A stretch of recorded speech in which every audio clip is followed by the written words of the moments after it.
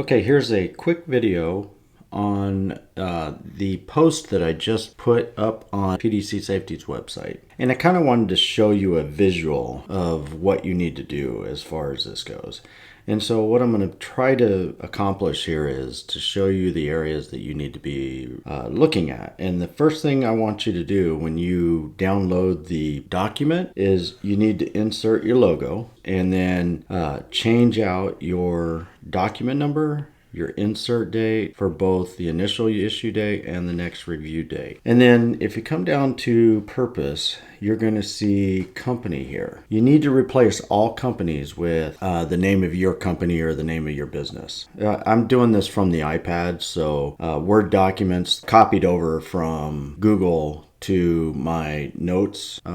They don't tend to come out very well, and so you'll see some things like this, but don't worry about that. It's all in formatted for Word documents. And I've noticed that every time I bring one over into Pages for Apple, they all look really well as well. So, however, anyway, so you'll need to take care of those items straight away. And then you start to look in purpose, you look in scope, you'll read it out, and most of those are pretty generic. So you don't really have to do much to change those other than what I just said about company. And then you move into key responsibilities. Now these can change depending on what type of company and what type of business and what kind of supervision you have, as well as what kind of responsibilities you give people. So you really need to take a look at the supervisor, make sure that you're applying the key responsibilities correctly to the individual who is supervising, as well as the blast employees. You want to make sure that you get them familiar with the safe operating functions of blasting equipment, comply with all the company policies. That means you train them and teach them about your company policies, which this is basically a company policy. So moving into the general, if you looked here at the bottom of this, the first page, you'll see procedure. That's where we start out in the general classification of your procedure. This is where you just basically discuss what is going on with the operation. And then I always put in for abrasive blasting that dust should not be permitted to accumulate on the floor. Depending on what kind of abrasives that you're blasting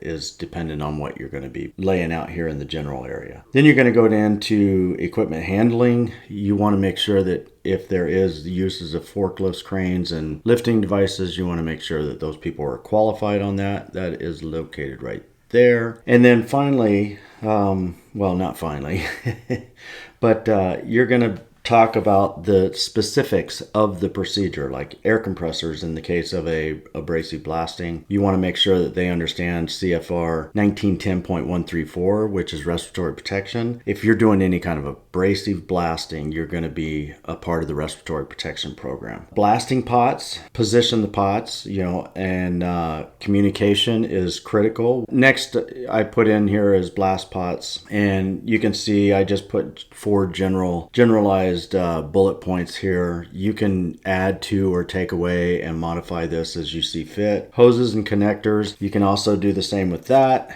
And then if you move over into nozzles and remote controls, that's where I talk about NFPA guidelines and organic abrasives, substituting components. That's something that you're going to have to key in on. And then if you move down the list, you'll see operator signals on the job site.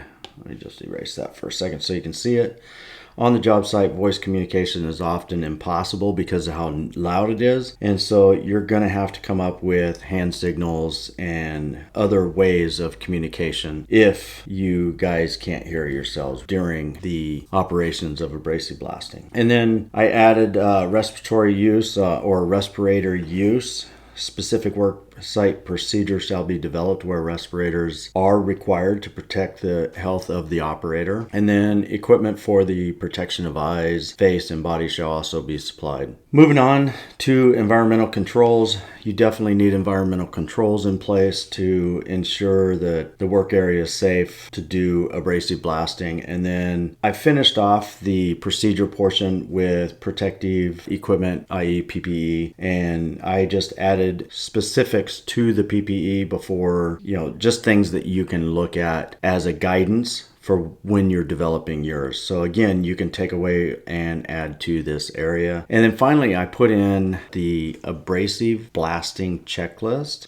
When you see that, you can see location, lead person at job site. So the way this is kind of laid out is a checklist where you can just go down and check off each individual item. In this checklist, you can see where I talk about the worksite environment, what you need to look for in the area that you're abrasive blasting in, air supply, air lines, and then abrasives, blasting machine, abrasive materials, remote controls, pressure regulators, screens and covers, blast holes and couplings, along with nozzles, blasters, safety equipment, and then moved into the blaster for qualifications, operator qualifications, pre-job safety meetings, scaffolding, and then finally you signed it off as inspection was completed with location, and that is it for the checklist.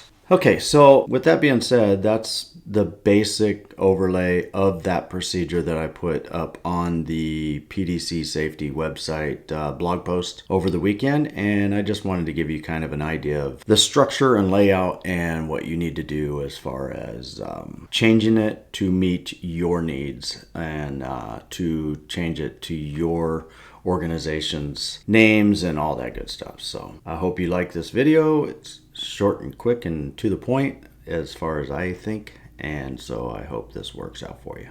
Thanks and have a great day.